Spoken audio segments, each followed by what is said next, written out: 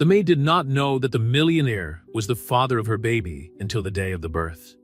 The ballroom of the Plaza Hotel in Manhattan glowed with the elegance typical of New York's most exclusive events. Hannah Parker adjusted the gold Venetian mask that covered half her face, feeling completely out of place in the midst of high society. At 25, she was only there because her best friend Rebecca, Chun, the organizer of the charity event, had insisted on her presence. "You need to get out of that mansion once in a while," Rebecca had said, handing her the invitation and the midnight blue satin dress that now hugged her curves.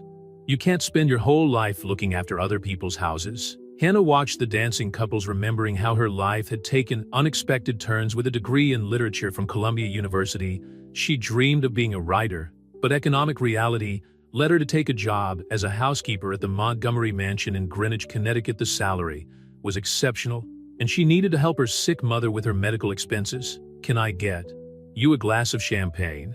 A deep, melodious voice interrupted her thoughts. The man in front of her wore a black mask that highlighted deep blue, almost hypnotic eyes. His impeccable tuxedo suggested someone accustomed to luxury.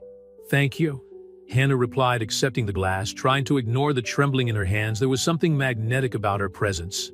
"You don't usually go to these events," he said, not asking. "Is it that obvious?" Hannah smiled, feeling her cheeks flush. "You observe everything with genuine fascination. The habitués are more concerned with being observed." He moved a little closer. "Will you dance with me?" The orchestra began the first chords of a waltz. Hannah hesitated for a moment, but something about this stranger made her feel safe. He led her to the center of the hall with the grace of someone who was born to be there. "My name is," he began, but Hannah interrupted him. "No, tonight we can be whoever we want. No names, no real stories." The words escaped his lips before he could contain them. He smiled a smile that seemed to hold 1,000 secrets. "As you wish, Cinderella." They danced for hours, talking about literature, art, and dreams. Hannah discovered that her mysterious partner had a passion for modern poetry and shared her admiration for Virginia Woolf. The connection between them was palpable, electric. When a clock struck midnight, Hannah felt the weight of reality. "I have to go." "Wait." He held her hand gently. "Can we meet again? Some stories are more beautiful when they remain as a single perfect, untouched moment." She replied, quickly moving away among the guests. The next morning, Hannah returned to her routine. At the Montgomery Mansion, the 3-story property in Greenwich, had been her home for 4 years. She coordinated a team of staff and ensured that everything ran smoothly for her employer, Alexander Montgomery, a successful businessman who was rarely at home. What Hannah didn't know was that her fate was about to become irreversibly intertwined with the Montgomerys. 3 months after the ball, she found out she was pregnant. The news hit her like a bolt of lightning. On a clear day, her first reaction was panic. How would she raise a child on her own? But there was something bigger in her heart, an inexplicable love for that little being that was beginning to form. She decided to keep her job at the mansion. The Montgomery family was known for treating their employees well, and she had excellent health insurance. Alexander Montgomery, although distant, was a fair and understanding boss. "Miss Parker." The voice of Mrs. Eleanor Montgomery, Alexander's mother, echoed down the hallway as Hannah arranged the flowers in the foyer. "I hear you're expecting a baby. I hope you're not thinking of leaving your post." Hannah turned around, surprised by the direct approach. Eleanor Montgomery was an elegant woman in her 60s, known for her philanthropy and practical sense. "No, Mrs. Montgomery, if you'll allow me, I'd like to continue working here." "Good, the Montgomerys always look after their own." Eleanor smiled, but there was something in her eyes that Hannah couldn't decipher. "We'll have to make some adjustments. Of course, you can move to the east wing of the mansion where you'll have more space." The unexpected kindness brought tears to Hannah's eyes. "Thank you, Mrs. Montgomery." The months passed, and Hannah's belly grew along with her determination. She threw herself into her work with even more dedication, preparing for the baby's arrival, while trying not to think about the mysterious man at the ball. It was during an autumn afternoon, when the golden leaves were dancing in the gardens of the mansion, that Alexander Montgomery finally returned from a long business trip. Hannah found him in his study organizing some documents. "Mr. Montgomery," she began nervously, "I would like to personally thank you for your generosity in allowing me to continue working during my pregnancy." Alexander looked up from the papers, and for a moment Hannah felt her heart stop. That look, that deep, hypnotic blue. "No, it couldn't be. It's the least we could do, Miss Parker," he replied in a voice she knew all too well. After all, some stories deserve more than just a single moment. Hannah's world began to spin there. He was her mysterious dance partner, the father of her child, her boss. The mask had fallen. But the real story had only just begun. Alexander Montgomery's office seemed to revolve around Hannah as she processed the reality before her eyes. His words echoed in her mind. Some stories deserved more than just a single moment. Her heart was pounding so hard that she feared he might hear it. "Why didn't you tell me?" Hannah asked, her voice barely containing the mixture of emotions that threatened to overflow. All this time, Alexander rose from his leather chair, making his way around the mahogany table with deliberate steps. "How could you set the rules that night? No names, no real stories. When I saw you at the mansion the next day, I realized that fate had a peculiar sense of humor. So you just decided to watch me for months, knowing that I was carrying your child." Hannah felt a wave of indignation rise in her chest. The frequent business tricks, the calculated distance. It was all starting to make sense. It wasn't that simple. Alexander ran a hand through his dark-haired, gesture Hannah recognized from the night of the ball. "My mother found out first. The Montgomerys have a knack for recognizing their own."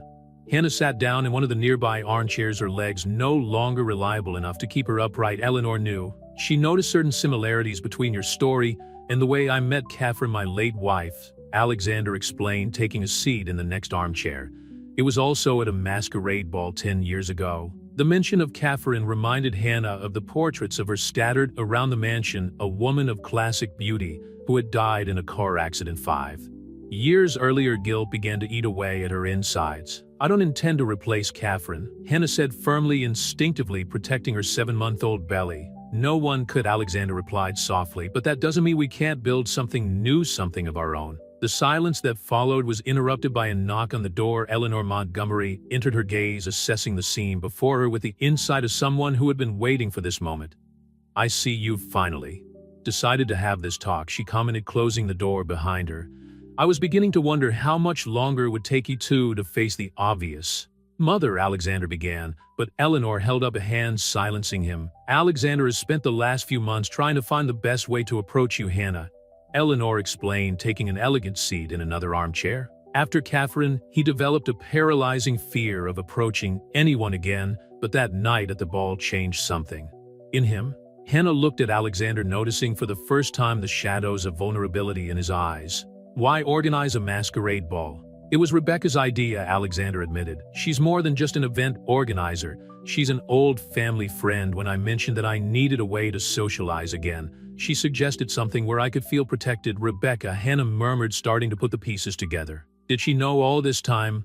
"Only that I'd be at the ball," Alexander clarified quickly. "The rest was genuinely unplanned."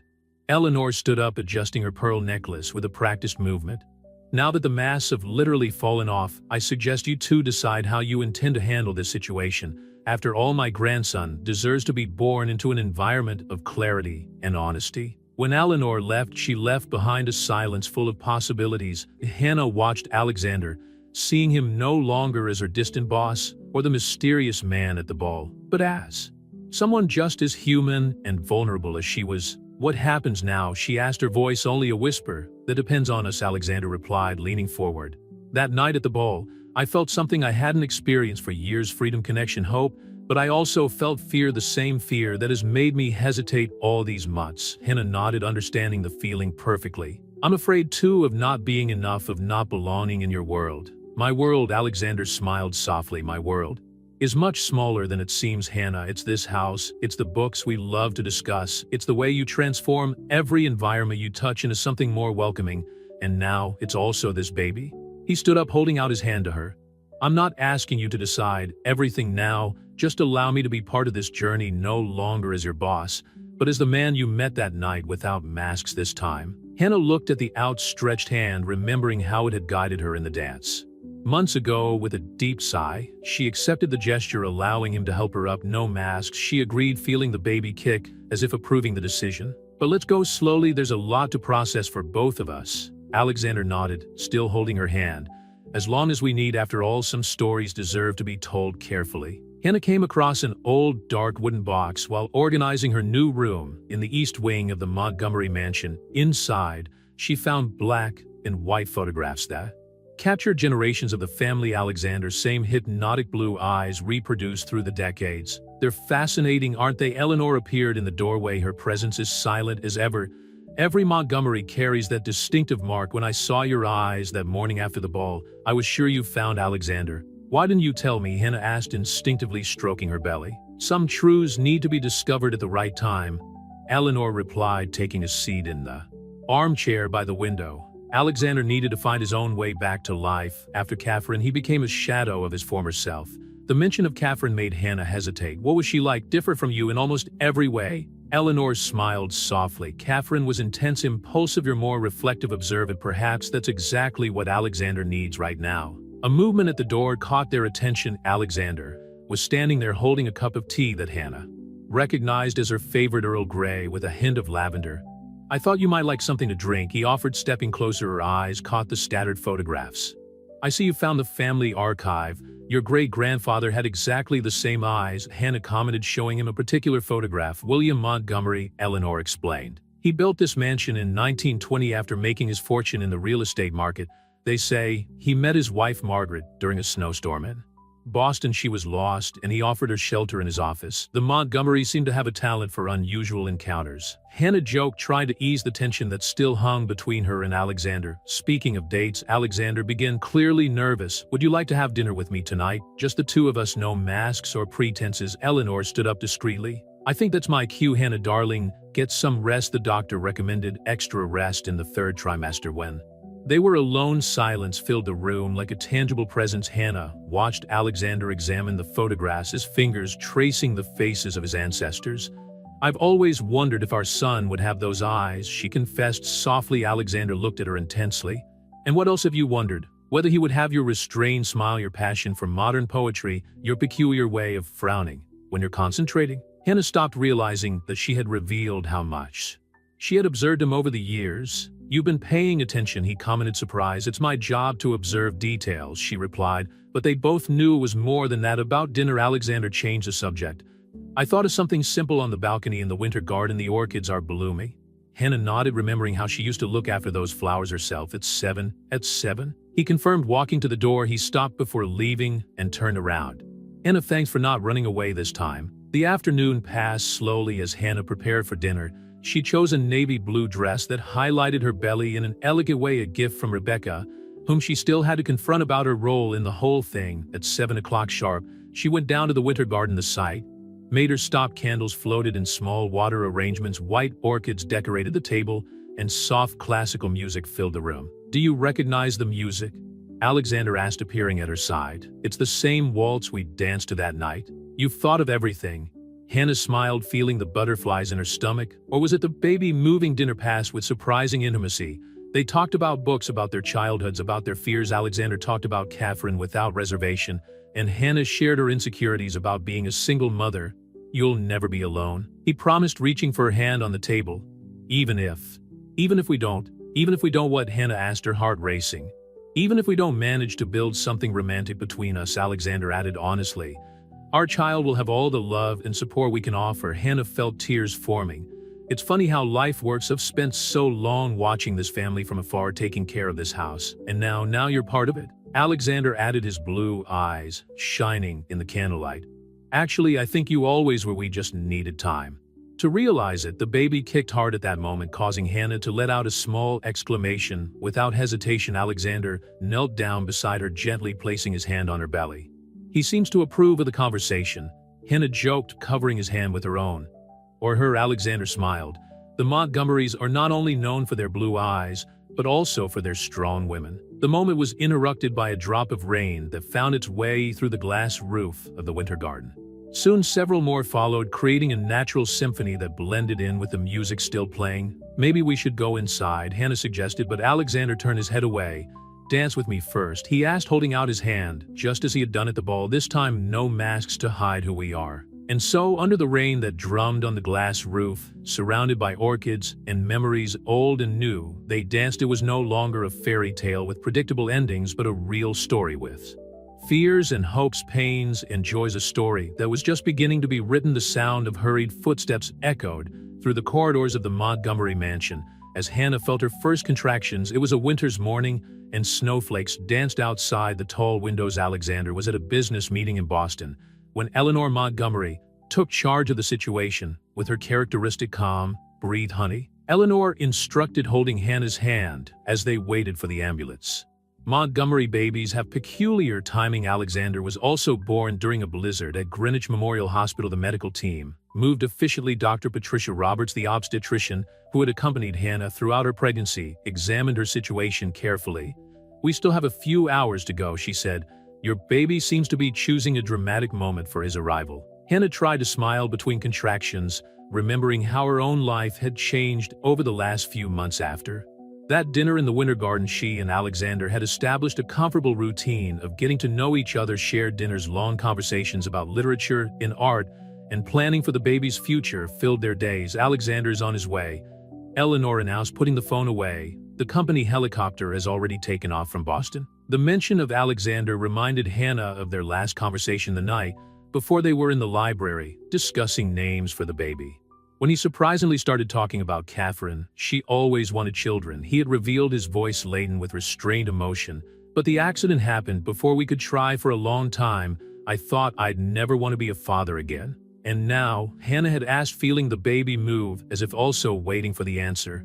"Now I know that the heart has an infinite capacity to renew itself," he replied, his blue eyes fixed on hers. "You taught me that, Hannah, a particularly strong."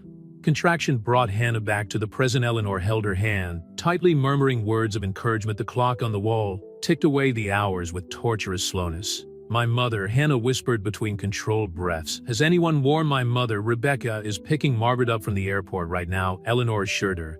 "Your friend has been a guardian angel for all of us." The mention of Rebecca made Hannah smile despite her pain after discovering the truth about the masquerade ball. The two had had a long talk. Rebecca confessed that she had always known the potential between Hannah and Alexander, but believed that they needed to meet in circumstances that allowed for a genuine connection.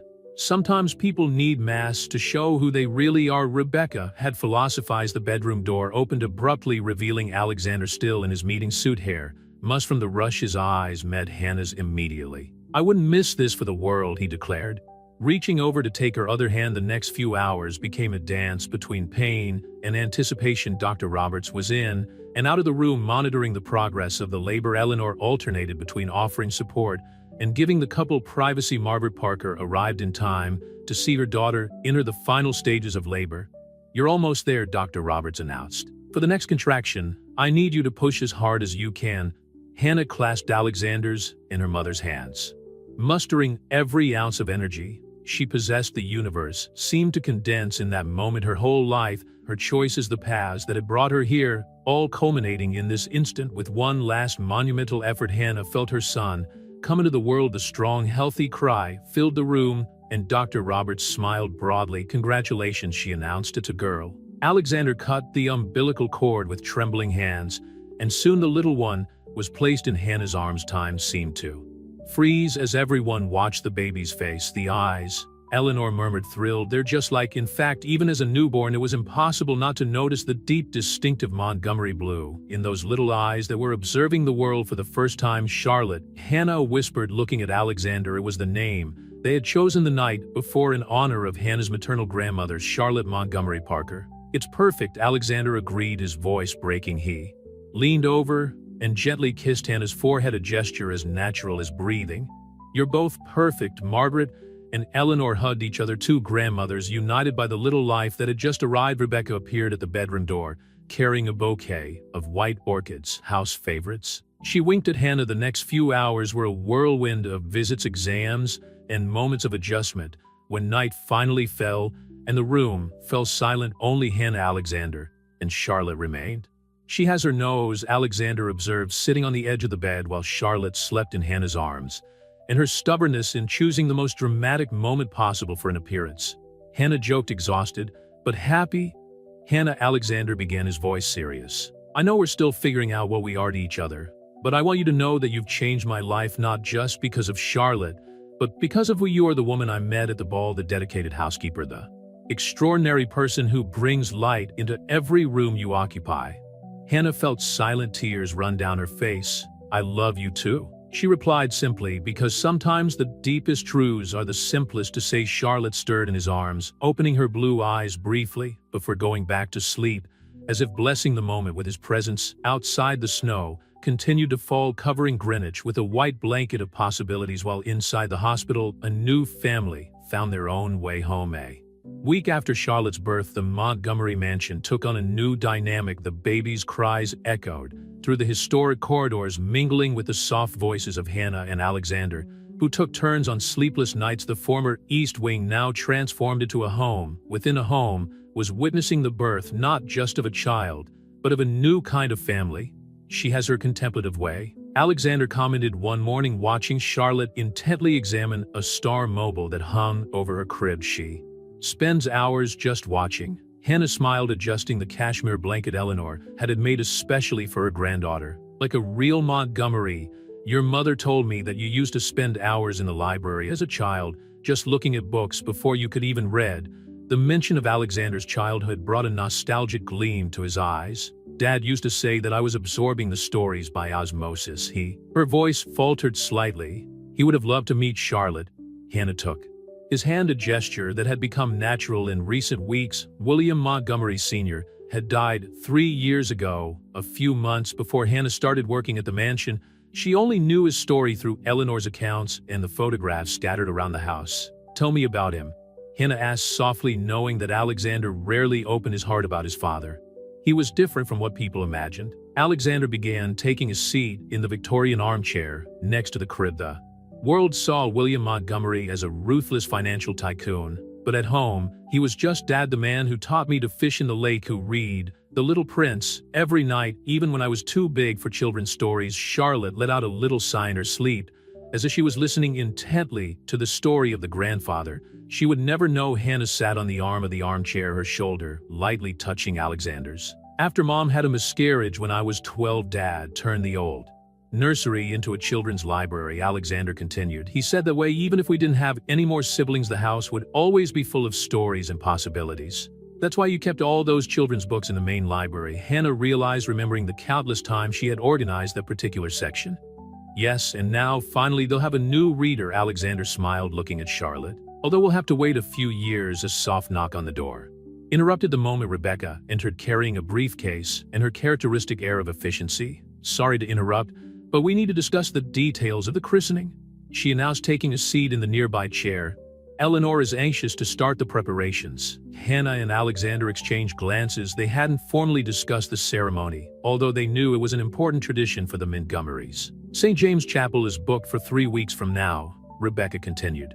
Consulting her notes, Eleanor suggested an intimate lunch afterwards, just for family and close friends. Hannah, Alexander asked softly, "What do you think?" "I think it's perfect," she replied, surprised at how naturally the Montgomery traditions were becoming part of her life. "But I'd like it to be something simple yet elegant, like you," Alexander murmured so low that only Hannah heard. Rebecca smiled, watching the couple interact.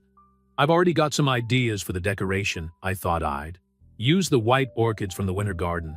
They seem to have a special meaning for you." Before they could reply, Margaret Parker appeared at the door. Since Charlotte's birth, she had temporarily moved to Greenwich, occupying one of the guest rooms in the mansion. "Sorry to interrupt, but Eleanor is asking about the christening dress," Margaret said. "Apparently there's a dress that's been passed down through generations of Montgomery." "My great-grandmother's dress," Alexander confirmed. "Every Montgomery baby has worn it at their christening since 1890. It's kept in the attic in a special box." Hannah felt the weight of tradition, of history of the family that was now hers too. "Can we see it?" Alexander nodded, getting up. "I'll go and get it. Mom knows exactly where he is." When he left, Rebecca and Margaret exchanged meaningful glances. "Are you happy, dear?" Margaret asked her daughter, reaching over to stroke Charlotte's sleeping head. Hannah looked around the room, decorated with such care. Her daughter sleeping peacefully, the people she loved gathered together. "More than I thought possible," she replied honestly. "You know," Rebecca commented, organizing her notes, "when I planned that masquerade ball, I never imagined it would turn out all this way, but I always knew there was something special between you and Alexander, even before you realized it. Sometimes fate needs a little help," Margaret added, smiling. Alexander returned a few minutes later, carrying an antique cedar box.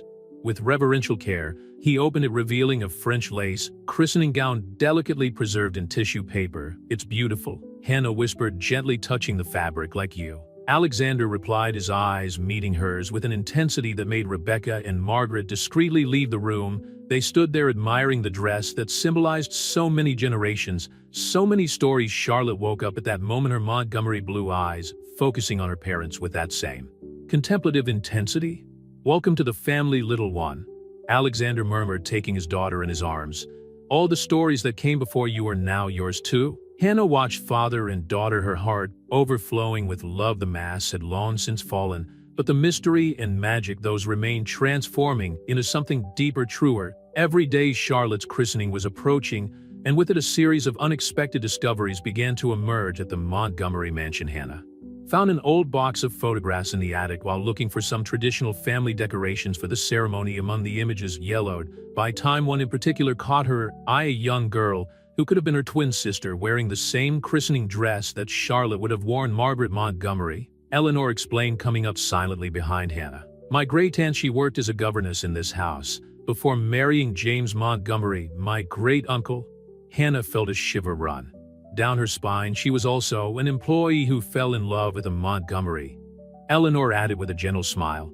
"Yes, history has a peculiar way of repeating itself in this family." Margaret faced a lot of prejudice at the time, but her love for James was greater than any social obstacle. The revelation made Hannah reflect on her own situation. Although times were different, she still occasionally felt the questioning stares of some members of Greenwich high society when she accompanied Alexander to social events. "Why didn't you tell me about her before?" "Because some stories need to be uncovered at the right time," Eleanor replied, picking up the photograph carefully. Margaret kept a diary during those years. It's kept in the library, third shelf on the left behind the Russian classics. Hannah found Alexander in the library that same evening after putting Charlotte to bed.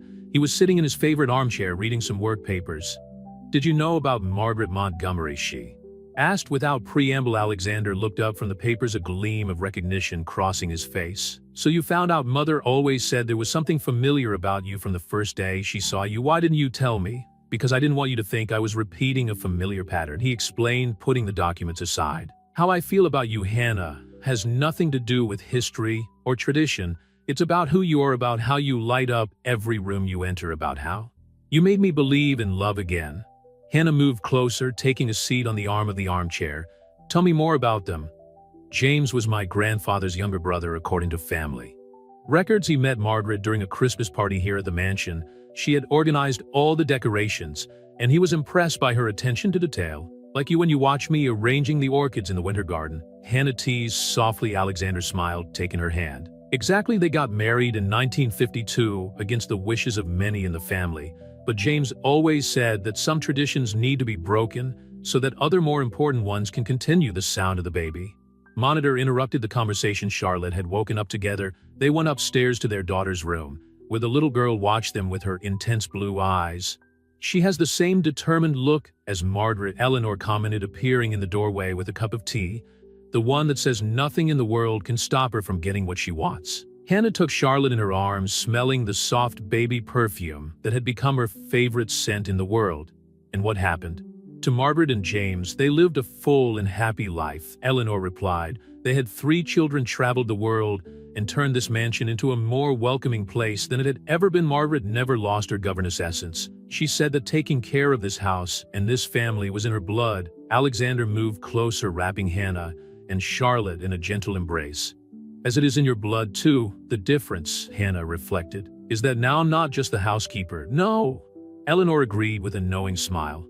"Now you're Montgomery in your own right, and in 3 days when Charlotte wears that christening gown, it'll be official for everyone to see." That night, after Charlotte had finally gone to sleep and Eleanor had retired to her chambers, Hannah found Margaret's diary in the library. The yellowed pages contain a love story that could have been her own, the fears, the doubts, the strength needed to face prejudices, and above all, the certainty that some connections are greater than social conventions. "Some people will say, I don't belong in this world," Margaret had written, "but love knows no boundaries of class or social position. It simply is, and in that pure existence we find our true home." Hannah closed the diary, feeling a deep connection with the woman who decades before had walked a path so similar to her own. The sound of familiar footsteps made her look up. Alexander was there, watching her with that look that still made her heart race. "Did you find what you were looking for?" he asked softly. "I found more than that," Hannah replied.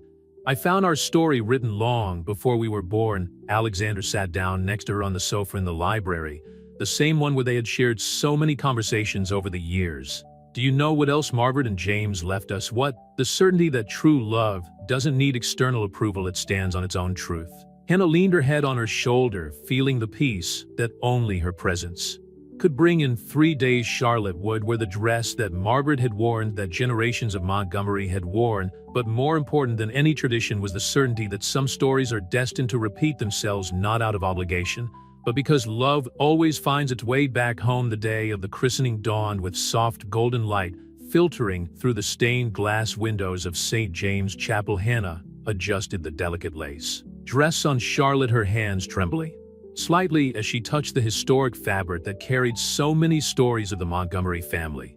"You look beautiful, my love," she whispered to her daughter, who gazed at her with those piercing blue eyes, so similar to her father. Charlotte responded with a small smile, as if she understood the importance of the moment. "May I come in?" Rebecca's voice sounded soft through the ajar door of the chapel's preparation room. Upon receiving permission, she slipped inside, carrying a small blue velvet case. "Alexander asked me to give you this before the ceremony."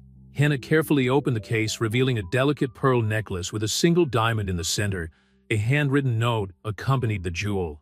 "It belonged to Margaret Montgomery. Now it's yours, as it should be, love. He found it in the old family things last night," Rebecca explained, helping Hannah put the necklace on. "Eleanor said Margaret wore it at her own wedding to James." Tears threatened to ruin her carefully applied makeup, but Hannah held them back. "Sometimes I wonder if all this is real," she confessed. "If I'm going to wake up and find that I'm still just the housekeeper organizing other people's lives." Rebecca held her hands firmly.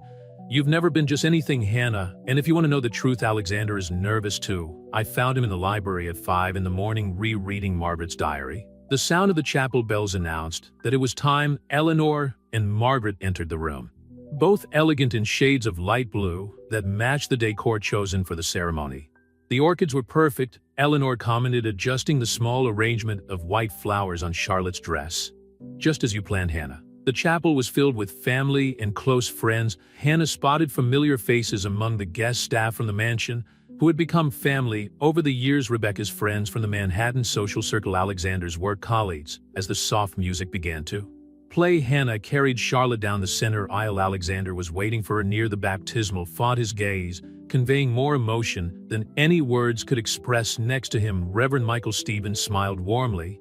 "We are gathered today," he began, "to celebrate not only the baptism of Charlotte Montgomery Parker, but also the power of love to unite people and transcend barriers." Hannah realized that he knew about Margaret and James, about her own history with Alexander. The words chosen carried a special meaning that deeply touched everyone present who knew the true story of the Montgomery family.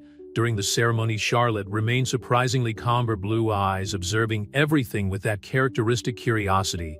When the baptismal water touched her forehead, she simply blinked, as if she understood the solemnity of the moment. "Welcome to the family of God and the Montgomery family," the Reverend declared, and Hannah could have sworn she saw tears in Alexander's ever-controlling eyes. The reception that followed was held in the mansion's winter garden, the place that had witnessed so many important moments in her history. With Alexander, white orchids decorated each table, their soft scent mingling with the breeze coming in through the open windows.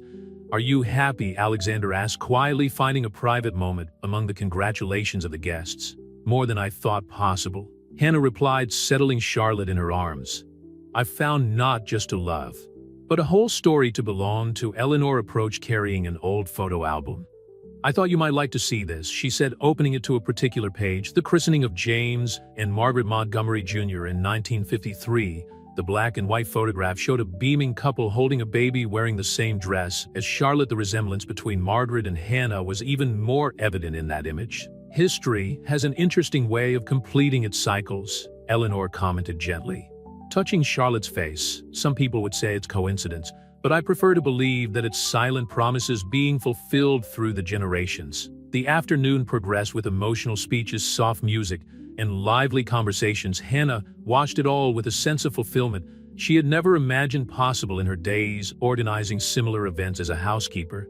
"Do you know what Margaret wrote in her last diary?"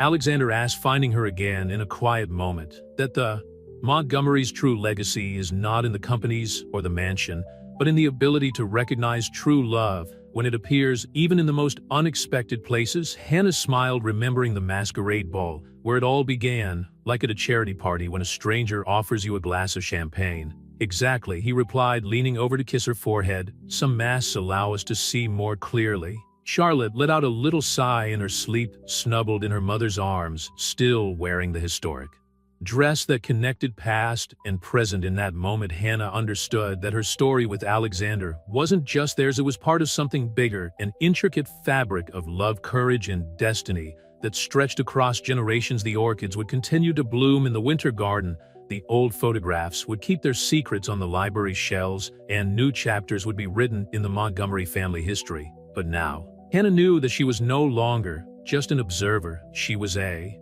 fundamental part of this ever-evolving narrative. A month after Charlotte's christening, Hannah found Alexander in his office late at night, contemplating a series of documents spread out on his mahogany desk. His heavy countenance indicated that something important was troubling him. Has something happened? Hannah asked quietly, entering the office. After putting Charlotte to bed, Alexander looked up, a mixture of concern and determination in his gaze. I've received an offer to sell the Montgomery mansion. The news hit Hannah like a punch in the gut. This house wasn't just a piece of real estate, it was the heart of their stories, the place where Margaret and James had built their love, where Charlotte was growing up, where she and Alexander had truly met. A Boston developer wants to turn the property into a luxury condominium. He continued, running his hand through his hair in a familiar gesture of frustration. The offer is considerable. Hannah approached the table, her eyes roaming over the documents. The figures were astronomical, even by the Montgomery standards. What does Eleanor think about it? I haven't told her yet, Alexander admitted, but it's not just about the money. The mansion needs significant structural renovations. The cost of maintenance has risen exponentially in recent years. Hannah knew well the challenges of maintaining a historic property of this size. As a housekeeper, she had dealt with countless issues over the years, from problems with the original electrical system to the constant need to restore architectural elements. But this house, she began, her voice cracking with emotion. It's our story, Alexander added, getting up to hug her. Believe me, I know that better than anyone. Every room holds memories of generations of my family, and now our own memories too. The baby monitor on her waist picked up a small noise from Charlotte, but soon fell silent again. Hannah thought of her daughter, growing up in the same corridors where Margaret Montgomery had walked, where Eleanor had raised Alexander, where so many love stories had blossomed. What if there's an alternative? Hannah suggested, an idea beginning to form in her mind. The mansion has history, it has character. Perhaps we could transform it into something that preserves its essence, but also generates enough income to maintain it. Alexander looked at her curiously. What do you have in mind? A cultural and events center. Hannah elaborated, years of organizing experience beginning to flow naturally. We could keep the main wing as the family residence, but open up selected parts of the estate for art exhibitions, literary events, selected weddings, like the masquerade ball where we met. Alexander smiled for the first time that evening. Exactly, Rebecca has always said that this place has a special energy for events, and with your connection to the corporate world and my experience in property management. Alexander pulled her closer, his blue eyes shining with renewed hope. You keep surprising me. You know that, always finding solutions where I only see problems. I learned from Margaret. Hannah smiled, recalling her former housekeeper's diaries. She wrote that sometimes we need to reinvent traditions to keep them alive. At that moment, Eleanor appeared at the office door, her silk robe fluttering softly. I heard voices and figured I'd find you two here, she commented, entering the room. And from the amount of papers on the desk, I assumed that Alexander has finally received the proposal from the Boston developer. You knew? Alexander asked, surprised. Honey, I'm a Montgomery. I have eyes and ears everywhere. Eleanor smiled, taking a graceful seat in one of the armchairs. And I must say that Hannah's idea is brilliant. Were you listening? Hannah blushed, enough to know that you truly understand the spirit of this house. Eleanor replied. Did you know that in the 1950s, Margaret organized a series of literary soirees here? She turned the mansion into a meeting place for intellectuals and artists of the time. Alexander looked at the documents on his desk, then at the two women he loved most in the world. Do you really think we can make this work? With the right planning, yes, Hannah replied confidently. We can start gradually, perhaps with a series of test events over the next few months. And I know exactly the right people to help us, Eleanor added. I still keep in touch with various members of New York's cultural circles. The baby monitor picked up another sound from Charlotte, this time more insistent. Hannah prepared to go upstairs, but Alexander gently stopped her. Let me go, he offered. You and Mom can start planning how we're going to turn our house into something even more special. As Alexander went upstairs to attend to Charlotte, Hannah and Eleanor began to discuss possibilities. The energy between them was contagious. Two generations of women united by their love for the same house, the same family. Eleanor commented after a while when Alexander first brought Catherine. She wanted to change everything in the mansion, but you want to preserve its essence, just helping it to evolve naturally. It's because I understand that I'm not just part of her story now, Hannah replied softly. Montgomery Manor is part of my story too. The idea of turning the Montgomery Mansion into a cultural center began to take shape over the next few weeks. Hannah, Alexander, and Eleanor worked tirelessly on the details of the project, turning the office into a planning center full of architectural plans, event proposals, and financial spreadsheets. The main ballroom will need a complete restoration, Hannah observed, analyzing the notes she had made during a detailed inspection of the property. But the original structure is impressive. The 19th century wood carvings are practically intact. Rebecca, who had joined the team as an events consultant, flipped through her tablet with enthusiasm. I already have 3 art galleries interested in holding exhibitions here. The combination of history and elegance is exactly what they're looking for. And I got an interesting call from Columbia University, Eleanor added, entering the office with Charlotte in her arms. The art history department wants to establish a partnership for workshops and lectures. Alexander watched the goings-on with a mixture of admiration and nostalgia. Dad always said that this house had a special energy. I think I finally understand what he meant. The sound of footsteps in the hallway announced the arrival of Margaret Parker, who had decided to extend her stay in Greenwich to help with the project.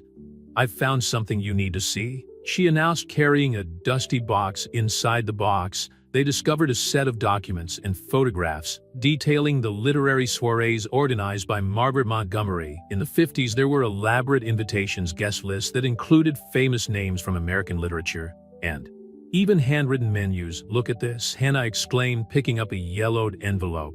A letter of thanks from Ernest Hemingway after a lecture he gave here in 1953.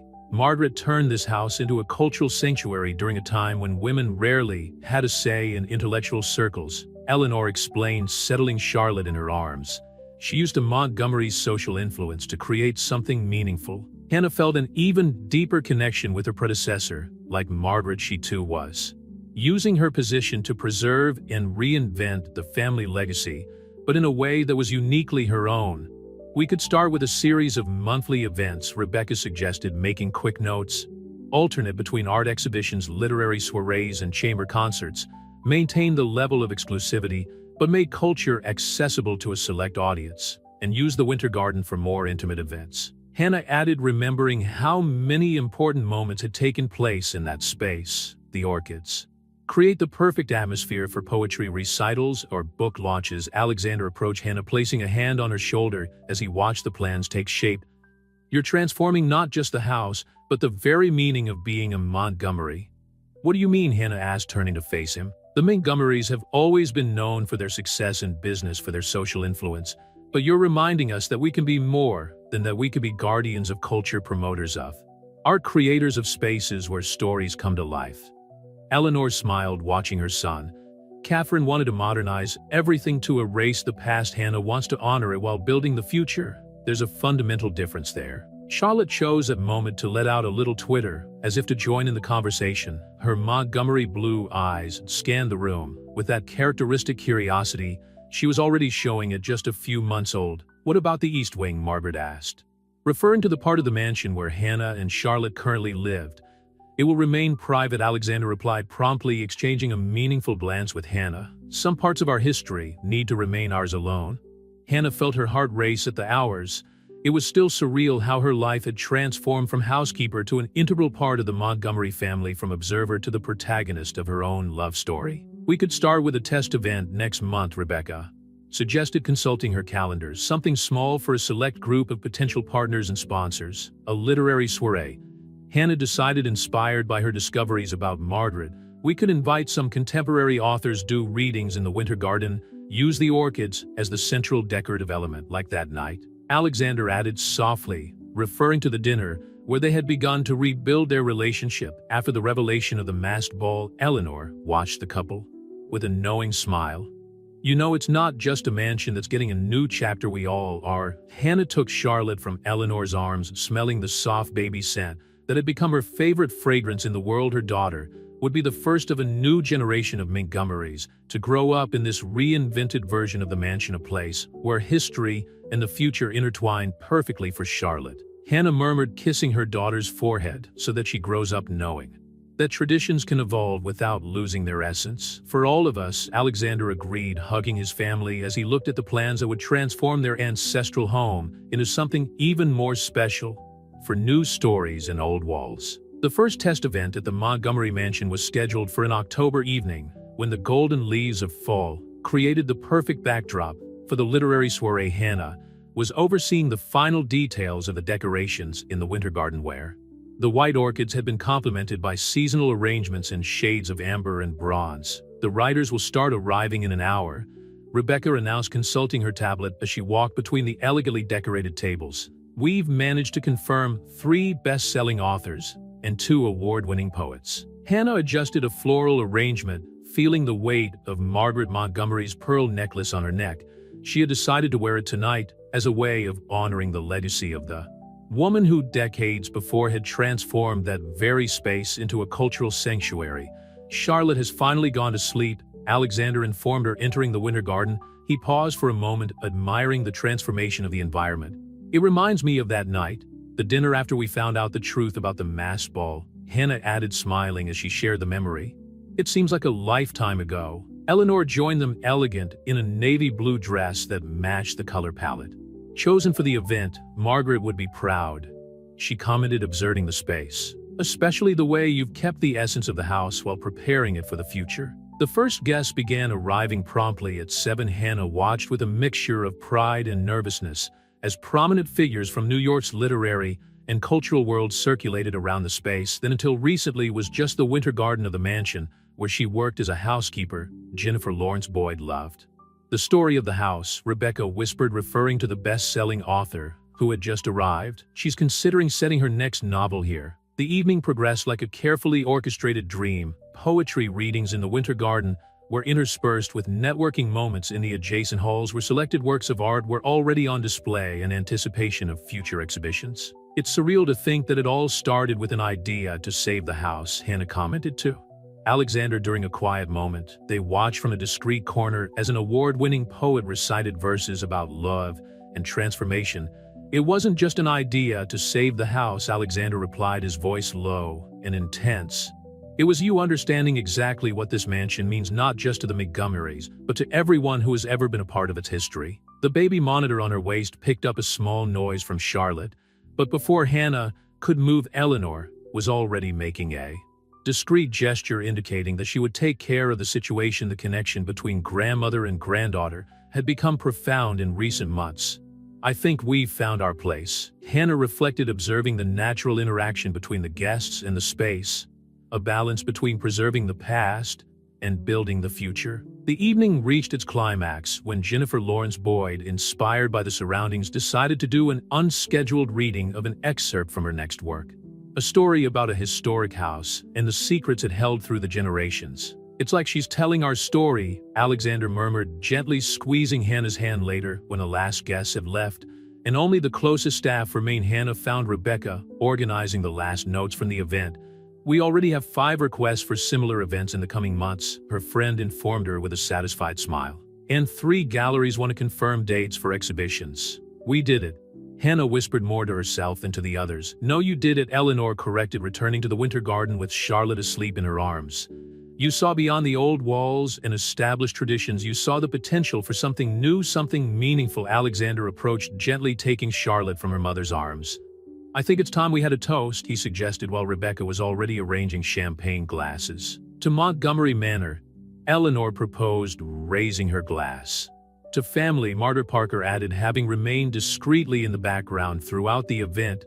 To love, Rebecca added with a knowing smile, remembering the masquerade ball that had changed so many lives. To all the stories that will still be told here. Hannah finished her gaze meeting Alexander's as Charlotte slept peacefully in her arms. The Greenwich autumn continued its golden dance outside, but inside the Montgomery mansion, a new era had begun, an era that honored the past while bravely embracing the future just as Hannah and Alexander had learned to do in their own love story. The success of the first event at the Montgomery mansion triggered a wave of interest that exceeded all expectations. Hannah found herself immersed in a whirlwind of commitments, balancing her life as a mother, Alexander's partner, and now co-director of the cultural center that the mansion had become one particularly busy. November morning, while organizing the schedule for the next art exhibition, Hannah discovered something intriguing. Hidden between the pages of one of Margaret Montgomery's diaries was a sealed envelope addressed to whoever finds their way home. Alexander needs to see this, she muttered to herself, carefully tucking the envelope in her blazer. Charlotte was playing quietly in her nearby playpen, her soft laughter echoing through the library. I found 3 more requests from publishers interested in holding launches here, Rebecca announced, entering the library with her usual energy. She stopped when she noticed Hannah's thoughtful expression. Has something happened? Maybe, Hannah replied, still processing her discovery. Where's Alexander? In a meeting with the gallery curators at the office, but it should be over soon. Hannah nodded, turning her attention to Charlotte, who was now tightly clutching her favorite storybook, an old edition of The Little Prince that Alexander had inherited from his father. Sometimes I wonder if she feels it, Hannah commented softly. All the weight of the history of this house, this family. Rebecca moved closer, watching her goddaughter with affection. If she does, it's just the love and dedication you've invested in preserving this legacy. The meeting with the trustees ended shortly afterwards, and Hannah found Alexander in his office, still going over some documents. His face lit up at the sight of her, as it always did. I found something, she announced without preamble, pulling the envelope out of her blazer. It was hidden in one of Margaret's diaries. Alexander took the envelope carefully, his blue eyes scanning the elegant handwriting. I recognize her handwriting, he muttered, but why haven't we found this before? Maybe because it wasn't the right time, Eleanor commented, quietly entering the office, as only she knew how Margaret always said that some truths have to wait their time to be revealed. Carefully, Alexander opened the envelope. Inside was a letter dated 1975, a few months before Margaret's death. Dear Finder, if you are reading this letter, it means that you have found your way home, not just to this mansion, but to the heart of the Montgomery family. As I found it so many years ago, there's a secret I've carried with me for decades. When I fell in love with James, we faced more than social prejudice. There were those in the family who tried to break us up, using my position as governess against us. But James never hesitated. He said something that I carry with me to this day. True love doesn't need external approval. It stands on its own truth. In the attic behind the panel with the family crest, there is a box in it. I've kept all the letters we exchanged during that turbulent period, along with documents that reveal how we managed to turn this mansion into a cultural center. It wasn't just about art or literature. It was about creating a space where social barriers could be transcended through culture too. Whoever finds these words continue this legacy. The Montgomery mansion is not just a house or a name. It is a testament that love can overcome any obstacle, that traditions can evolve without losing their essence. Love, Margaret Montgomery. The silence that followed the reading was charged with emotion. Hannah thought of how many times she had organized that attic without ever suspecting the treasure hidden in its walls. Shall we look for the box? She suggested softly. Alexander nodded, but before they could move, Eleanor said, there's something else you need to know. Something Margaret told me before she died.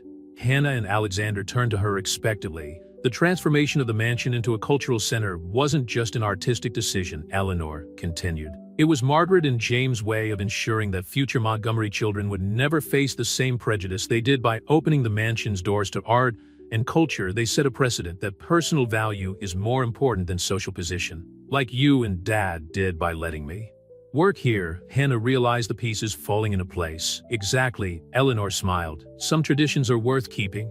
At that moment, Charlotte's cry through the baby monitor broke the solemn atmosphere. Hannah prepared to go upstairs, but Alexander stopped her. Let's go together, he suggested. And then we'll look for Margaret's box. After all, our story is just another chapter in the great Montgomery book. As they went upstairs to attend to her daughter, Hannah reflected on how fate had woven her life with the threads of the Montgomery story. Like Margaret before her, she had found not only love, but a greater purpose in those ancient walls. The future of the Montgomery mansion was secure, not only financially, but in its deepest essence, as a place where love and culture intertwined, where old stories inspired new beginnings, and where each generation found its own way to honor the past while building the future. Hannah and Alexander went up to the attic of the Montgomery mansion. The Following afternoon after Charlotte had fallen asleep in her crib under Eleanor's watchful care, the dusty space held decades of family history, and now somewhere behind the family crest a treasure trove of memories left by Margaret awaited them. "This must be it," Alexander said, carefully removing a heavy carved wooden panel that displayed the Montgomery coat of arms. Behind it, a cavity revealed an old oak box, its varnish weathered by time. With trembling hands, Hannah helped Alexander remove the box from its hiding place. The weight of the history contained in that container seemed tangible between them. They sat on the attic floor, ignoring the dust that accumulated on their clothes. "Ready?" Alexander asked, his soft voice echoing in the silent space. Hannah nodded, and together they opened the lid. The scent of old paper and preserved memories enveloped them. Inside, they found dozens of yellowed letters, black and white photographs, and a leather-bound diary that seemed more personal than the others they had found. "My love," Hannah read from the first letter she picked up. "Today I faced yet another meeting with the family council. They insist that our union will tarnish the Montgomery name, that a governess cannot become part of this bloodline, but the more they try to separate us, the more certain I am that our love is greater than any title or social position." "James," Alexander murmured, recognizing the signature at the end of the letter. He really fought for her. They continued exploring the contents of the box, each document revealing more layers of Margaret and James' story. There were original plans for the transformation of the mansion into a cultural center, detailed notes on the first events, and even reviews published in newspapers of the time. "Look at this," Hannah exclaimed, unfolding a newspaper clipping from 1954. "Montgomery Manor redefines the standards of high society, where art and culture transcend social barriers. Margaret really succeeded in changing people's perceptions." Alexander picked up the leather-bound journal, opening it carefully. "This one looks different from the others," he observed, beginning to read. "Dear future guardians of Montgomery Manor, if you are reading these words, it means that you have found not just a box of memories, but the very essence of what it means to be part of this family." Hannah moved closer to Alexander, their shoulders touching as they read together. The diary revealed not only Margaret and James' love story, but a meticulously crafted plan to turn the mansion into a symbol of social change through culture. She planned everything, Hannah realized in amazement. Every event, every exhibition, every literary soiree was carefully thought out to break down social barriers without seeming to be doing just that. "Just like you're doing now," Alexander commented, turning to face her. "Without realizing it, you followed exactly in her footsteps." The baby monitor on her waist picked up the soft sounds of Charlotte waking up. Hannah checked her watch. 2 hours had passed, lost in Margaret's memories. "We should organize a special exhibition," Hannah suggested as they stood up. "Use some of these photographs and documents to tell the story of the mansion, show how it has always been a place of transformation. And we could do this on the anniversary of the first soiree organized by Margaret." Alexander agreed, carefully putting the material away in the box. "Show how her vision lives on through the generations." They came down from the attic to find Eleanor cradling Charlotte in the library. The late afternoon light streamed in through the tall windows, creating golden patterns on the Persian carpet. "Did you find what you were looking for?" Eleanor asked, although her smile suggested that she already knew the answer. "We found more than that," Hannah replied, taking a seat next to her. "We found an even greater purpose for what we're doing here. Margaret always said that true nobility lies not in the name we bear, but in the actions we choose," Eleanor commented, passing Charlotte into Hannah's arms. "She would be proud to see how you are honoring her legacy." Alexander joined them, holding up some of the photographs they had brought down from the attic. "I think I understand now why you never objected when we hired Hannah as governess," he said to his mother. "You saw something familiar in her." "I saw the same light that Margaret had," Eleanor confirmed, "that quiet determination, that respect for history, combined with a clear vision of the future." Charlotte, now fully awake, looked at the old photographs curiously, her Montgomery blue eyes shining with interest. "For you, my love," Hannah whispered to her daughter. "These walls will always be more than just a house. They will be a reminder that true love transcends any barrier, and that every generation has the chance to write its own story of transformation." The commemorative exhibition on Margaret Montgomery was timed to coincide with the 70th anniversary of the mansion's first literary soiree. Hannah spent hours organizing the photographs and documents found in the attic, creating a visual narrative that would capture not only the love story between Margaret and James, but also the social transformation they had initiated. "I found some more letters," Alexander announced, entering the office where Hannah worked with Charlotte playing nearby. They were hidden in a false compartment of my grandfather's desk. The new letters revealed an even more complex side to the story. James Montgomery hadn't just defended his love for Margaret, he had strategically used his influence to change the social policies of the time. Starting with his own family. Listen to this. Hannah read aloud. Dear Margaret, today I confronted the family council with a simple truth. The greatness of the Montgomerys lies not in our name or fortune, but in our ability to evolve with the times. If we can't recognize true value in people regardless of where they come from, then our legacy means nothing. Dad used to say something similar, Alexander commented, taking a seat next to her. Now I understand where he got that philosophy from. Rebecca entered the office carrying sample invitations to the exhibition. The list of confirmations already exceeds 200 people, she informed them, including 3 social historians and a documentary filmmaker interested in turning Margaret's story into a movie. Hannah felt the weight of responsibility in her hands. It wasn't just about preserving memories, it was about continuing a movement that Margaret and James had started 7 decades ago. We need to do this right, she muttered, more to herself than to the others. For Margaret, for Charlotte, for all the people who still need to hear this story. Eleanor joined them carrying a box Hannah had never seen before. I found these in my closet, she explained. They're the dresses Margaret used to wear to soirees. I thought we could create an installation with them. The dresses, although vintage, told their own story, elegant, but not ostentatious. They reflected the personality of a woman who had balanced 2 worlds, that of the devoted housekeeper and that of the wife of a Montgomery. She was like you, Alexander commented softly to Hannah. She knew exactly how to preserve the elegance of the mansion while making it more welcoming. Charlotte crawled over to them, grabbing Hannah's skirt to pull herself up. Her blue eyes examined the antique dresses with childlike fascination. It's her heritage too, little one, Hannah whispered, taking her daughter in her arms. An inheritance of courage and transformation. In the days leading up to the exhibition, the Montgomery mansion took on a special energy. In large photographs were strategically placed to tell the story. Chronologically, Margaret's dresses were arranged on vintage mannequins, each accompanied by excerpts from her letters and diaries. The Winter Garden will be the focal point, Rebecca explained during the last planning meeting. We'll start with a literary soiree similar to the first one, organized by Margaret, followed by the official opening of the exhibition. Hannah had carefully chosen the contemporary authors who would take part in the event. Each one represented in some way the same struggle for recognition and inclusion that Margaret had faced. I found something else, Alexander said the night before the exhibition, meeting Hannah in the library. He was carrying a small velvet case. It was the brooch James gave Margaret when they inaugurated the mansion's first cultural event. The brooch was a delicate piece in gold and pearls, forming the stylized design of a key to the guardian of Montgomery Manor.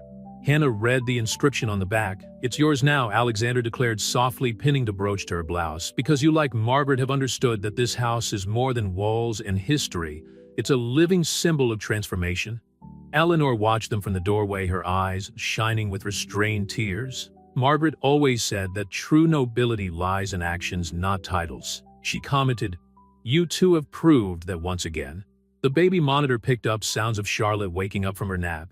But before anyone could move, Margaret Parker was already on her way to her granddaughter's room. The integration between the families had become as natural as breathing. Tomorrow, Hannah reflected, gently touching the brooch. We're not just celebrating the past, we're affirming that some stories never end. They just find new voices to be told. Alexander hugged her from behind, both of them watching the sun set through the library windows. And some love stories, he murmured in her ear, are destined to echo through the generations. The morning of the exhibition dawned with a special clarity in Greenwich. Hannah adjusted the brooch that had belonged to Margaret on her navy blue dress. Feeling the weight of the story they were about to share, Charlotte, wearing a dress Eleanor had made especially for the occasion, played with the petals of a white orchid under the watchful eye of her grandmother Margaret I. Guests will start arriving in an hour, Rebecca announced, entering the room with her usual efficiency. The journalists from the New York Times and the Greenwich Time are already positioned in the Winter Garden. Hannah took one last look in the mirror, noting how Margaret's brooch shone softly against the fabric of her dress. It wasn't just a piece of jewelry. It was a symbol of continuity, of promises kept through the generations. Ready? Alexander asked, appearing in the doorway when he saw her. His gaze had the same intensity as at the masked ball where it had all begun. I can hardly believe we've come this far, Hannah replied, picking Charlotte up. Of all the possible stories, this was ours to tell. He added, moving closer to kiss her forehead gently. The winter garden had been transformed into a living gallery of memories. Black and white photographs of Margaret and James alternated with contemporary images of the mansion, creating a visual narrative that spanned 7 decades. The vintage dresses arranged strategically among the white orchids seemed to whisper stories of love and courage. The historians have just arrived, Eleanor informed us entering the room. And I got an interesting call. Ernest Hemingway's granddaughter is on her way. She found some letters exchanged between her grandfather and Margaret in the family archives. The news sent a wave of emotion through Hannah. Each new discovery only confirmed the lasting impact Margaret had left, not only on the Montgomery mansion, but on American culture itself. The guests began arriving punctually at 7. Hannah watched with pride as groups formed around the different installations, absorbing the history. They had so carefully curated the documentary, and interested in the project, kept taking notes, occasionally stopping to photograph specific details. "It's surreal to see all this," Margaret Parker commented, approaching her daughter. "When you started as a housekeeper here, I never imagined that I would find not only love, but a greater purpose," Hannah added, smiling. "Neither did I." The most exciting moment of the evening came when Alexander gathered everyone in the center of the winter garden for a special announcement. Charlotte, now in Eleanor's arms, watched everything with that characteristic Montgomery curiosity. 70 years ago, Alexander began, his voice clear and firm. Margaret and James Montgomery proved that true love transcends social barriers, but they did more than that. Day turned this mansion into a living symbol of cultural change. Today, thanks to Hannah's vision and dedication, we are not only honoring that legacy, but expanding it. He paused, his eyes meeting Hannah's before continuing. As of today, Montgomery Mansion officially becomes the Montgomery Parker Cultural Foundation, a space dedicated to promoting art, literature, and social change, just as Margaret and James dreamed. The announcement was met with enthusiastic applause. Hannah felt silent tears run down her face, especially when she noticed that the name Parker had been included in the foundation, a formal recognition of her contribution to the Montgomery legacy. "There's one more thing," Alexander continued, turning to Hannah. Her heart began to pound harder as he reached down and pulled something out of his jacket pocket. "Hannah Parker," he said, his voice now softer, more intimate despite the audience. "You've transformed not just this house, but my whole life. Like Margaret before you, you proved that true love knows no barriers. You've given me a wonderful daughter, breathed life back into these old walls, and shown me that some stories deserve to be rewritten." Then, to Hannah's surprise, he got down on one knee, revealing a vintage ring that she immediately recognized from the photographs, the engagement ring James had given Margaret. "Will you marry me?" he asked simply, because sometimes the greatest truths need the simplest words. "Yes," Hannah answered without hesitation, because some answers are already written on the heart long before the question is asked. When Alexander slid the ring on her finger, Hannah felt as if all the stories, hers, Margaret's, the Montgomery mansions, converge in a single perfect moment of continuity and renewal. Charlotte let out a happy laugh, as if blessing the moment. The white orchids seemed to shine more brightly under the winter garden lights, and somewhere Hannah was sure Margaret Montgomery was smiling. The evening continued with soft music, champagne, and lively conversations about the future of the foundation. But for Hannah, the real miracle lay in the simplicity of the moment, and how love had found its way through time, tradition, and change to create something entirely new and yet deeply rooted in history.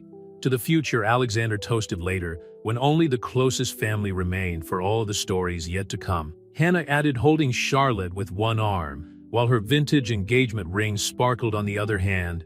And so, under the starry Greenwich sky, Montgomery Manor continued its journey of transformation, no longer just as a house or a cultural center, but as a living testament to the power of love to rewrite histories and redefine traditions.